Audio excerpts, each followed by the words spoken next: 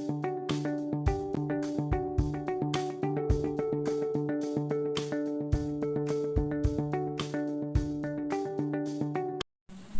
Friends, இன்றைக்கி நம்ம பார்க்க போகிற சப்ஜெக்ட் என்னென்னா சைக்காலஜி. ஆல்ரெடி நம்ம ஒரு வீடியோவில் ஒரு அப்டேட் கொடுத்துருந்தோம், மாடர்ன் சப்ஜெக்ட்ஸ்லாம் எடுக்கிறோன்னு. அதில் ஒரு சப்ஜெக்டான சைக்காலஜியை பற்றி தான் நம்ம பார்க்க போகிறோம். இப்போ நம்ம பார்க்க போகிறது பேசிக் சைக்காலஜினா என்ன அப்படிங்கிறத தான் பார்க்க போகிறோம். வாங்க ஃப்ரெண்ட்ஸ், வீடியோக்குள்ளே போகலாம். சைக்காலஜியில் ஃபஸ்ட்டு 2 டைப்ஸ் இருக்குது. ஒன்று ஜென்ரல் சைக்காலஜி, இன்னொன்று அப்நார்மல் சைக்காலஜி. இப்போ ஜென்ரல் சைக்காலஜி அப்படின்னா என்னென்னா, நம்ம நார்மலாக தெரிஞ்சுக்கிற ஃபண்டமெண்டல் ரூல்ஸ், அப்புறம் பிரின்சிபல்ஸ், தியரி, சைக்காலஜியில் இருக்கிற இந்த மாதிரி விஷயங்களை தெரிஞ்சுக்கிறதும், நெக்ஸ்ட்டு பிஹேவியர், ஒரு நார்மல் ஹியூமன் பீயிங், ஒரு மனுஷனோட பிஹேவியர் எப்படி அப்படிங்கிறத தெரிஞ்சுக்கிறதும், இப்போ அவன் எதுக்காக செய்கிறான், ஏன் செய்கிறான், அந்த பிஹேவியர் எதனால் வந்திருக்கு அவனுக்கு அப்படிங்கிறத பற்றி தெரிஞ்சுக்கிறது தான் ஒரு ஜென்ரல் சைக்காலஜி. இது நார்மலாக தெரிஞ்சுக்கிறது. நெக்ஸ்ட்டு அப்நார்மல் சைக்காலஜி அப்படின்னா, நம்ம நார்மல் சைக்காலஜியில் அதான் ஜென்ரல் சைக்காலஜியில் பார்த்ததோட ஆப்போசிட் தான் இந்த அப்நார்மல் சைக்காலஜி. இது against to the normal characters. நார்மலாக இருக்கிறவங்க விட கொஞ்சம் அப்நார்மலாக பிஹேவ் பண்ணுறவங்களோட ஆக்டிவிட்டீஸ் எதனால் இப்படி இருக்குது அப்படிங்கிறத பார்க்குறதால தான் இது அப்நார்மல் சைக்காலஜி. வாங்க பார்ட் 1ல் இன்ட்ரோவை பார்ப்போம். சைக்காலஜியோட இன்ட்ரோ என்ன அப்படின்னா, முதல்ல சைக்காலஜியில் ஒரு க்ரீக் வேர்ட். இதில் 2 வேர்டை செப்பரேட் பண்ணுறாங்க. ஒன்று சைக்கோ அப்படின்னும், இன்னொன்று லாஜி அப்படின்னு சொல்கிறாங்க. சைக்கோ அப்படின்னா சோல், இன்னொன்று லாஜிஸ் அப்படின்னா ஸ்டடி.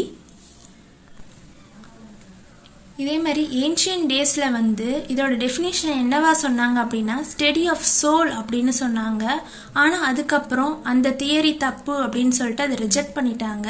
அதுக்கப்புறம் நிறைய க்ரீக் ஃபிலாசபர்ஸ்லாம் என்ன பண்ணாங்க அப்படின்னா, இதை ஸ்டடி ஆஃப் மைண்ட் அப்படின்னு சொல்லிட்டு இது டிஃபைன் பண்ணாங்க. ஆனால் அதுக்கப்புறமும் இந்த தியரியும் ரிஜெக்ட் பண்ணிட்டாங்க. ஏன் அப்படின்னா, மைண்ட் அண்ட் சோல் ரெண்டும் ரொம்ப காம்ப்ளிகேஷனான விஷயம். இதை ஈஸியாக நம்மளால் டிஃபைன் பண்ண முடியாது. அதனால் மட்டும்தான் இந்த டெஃபினிஷனை ரிஜெக்ட் பண்ணாங்க. அதுக்கப்புறம் நிறையா ஃபிலாசபர்ஸ் ரொம்பவே யோசித்து இதோட தியரி, இதோட டெஃபினிஷன் என்னவா இருக்கும் அப்படின்னு அவங்க யோசிச்சாங்கன்னா, ஸ்டடி ஆஃப் கான்ஷியஸ்னஸ் இதுதான் இதோட கரெக்ட் டெஃபினிஷனாக இருக்கும் அப்படின்னு சொல்லிட்டு ஃபைன் பண்ணாங்க. நெக்ஸ்ட்டு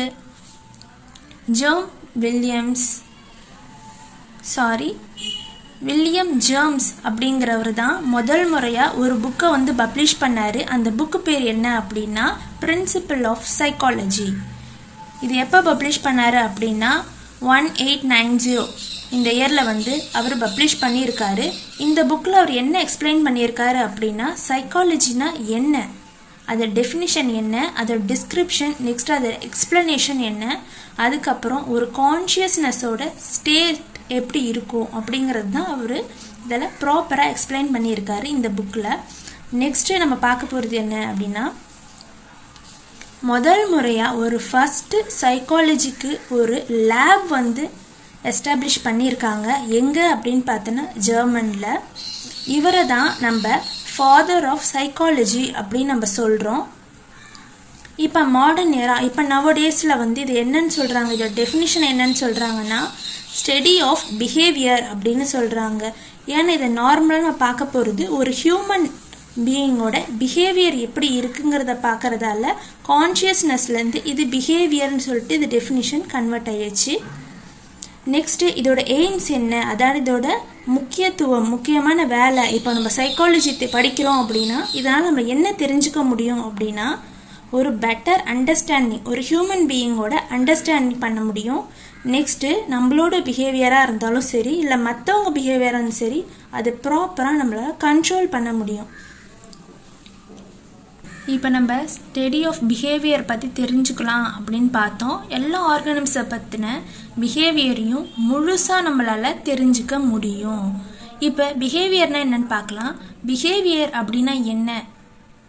பிஹேவியர்னு சொல்கிறது ஒரு கனெக்டிவ் ஆர் மோட்டர் ஆக்டிவிட்டீஸ், அப்புறம் காக்னிட்டிவ் ஆக்டிவிட்டீஸ், அப்புறமா அஃபெக்டிவ் ஆக்டிவிட்டீஸ். இது மாதிரி சொல்கிற இந்த 3 ஆக்டிவிட்டீஸையுமே டூகெதராக செய்கிற ஒரு விஷயம், டூகெதராக ஆகிற ஒரு விஷயந்தான் பிஹேவியர் அப்படின்னு நம்ம சொல்கிறது. ஃபஸ்ட்டு என்ன அப்படின்னா ஸ்விம்மிங், வாக்கிங், டான்ஸிங் இது மாதிரி ஆக்டிவிட்டீஸ்லாம் இருக்கு இல்லையா, சாப்பிட்றது, தூங்குறது இதுவெல்லாம் இருக்கட்டும், இது மாதிரி ஆக்டிவிட்டீஸும். நெக்ஸ்ட்டு இமேஜினிங், திங்கிங், ரீசனிங், அதுக்கு இது மாதிரி ஆக்டிவிட்டீஸ்லாம் இருக்குல்ல, இது பிரெயின் ஃபங்க்ஷனால் பண்ணுற ஆக்டிவிட்டீஸ். நெக்ஸ்ட்டு எமோஷ்னல், கோவப்படுறது, ஃபீல் பண்ணுறது, சந்தோஷமாகிறது, சேடாகிறது, திடீர்னு ரொம்ப ரொம்ப அரகண்ட்டாக மாறுறது, டவுட்டிங்காக ஃபீல் பண்ணுறது, இது மாதிரி எந்த எமோஷன்ஸாக இருந்தாலும் சரி, எந்த ஃபீலாக இருந்தாலும் சரி இதில் வரும். ஸோ இந்த 3 விஷயம் டூகெதராக இருக்கிறதுக்கு பேர் தான் பிஹேவியர் அப்படின்னு சொல்கிறோம். இந்த மாதிரி விஷயங்கள் எதனால் வருது, எவ்வளோ கண்ட்ரோல் பண்ண முடியும், அது எப்பப்பெல்லாம் வருங்கிற எல்லா அனலைஸும் நம்ம சைக்காலஜி ப்ராப்பராக தெரிஞ்சுது அப்படின்னா நம்மளால் அதை புரிஞ்சிக்க முடியும். நெக்ஸ்ட்டு நம்ம சைக்காலஜினால் வெறும் ஹியூமன் பீயிங்கை பற்றி மட்டும்தான் தெரிஞ்சுக்க முடியுமா அப்படின்னு இல்லை. நம்ம நார்மலாக இருக்க ஹியூமன் பீயிங்ஸ் மட்டும் இல்லாமல் ஸ்டார்டிங்கே பார்த்தோம், இதில் ஆர்கனிசம் பற்றின மொத்த விவரத்தையும் மொத்த பிஹேவியரும் எப்படி நம்மளால் தெரிஞ்சுக்க முடியும். ஸோ ஆர்கனிசம்னு வரும்போது இதில்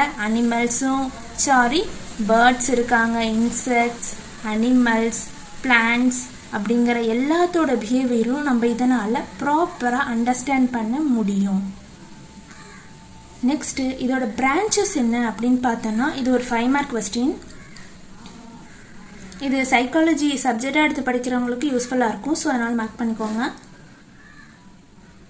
இதில் நிறைய பிரான்ச் இருந்தாலும் 2 பிரான்ச்சை ரொம்பவே இம்பார்ட்டண்ட்டாக கன்சிடர் பண்ணுறாங்க.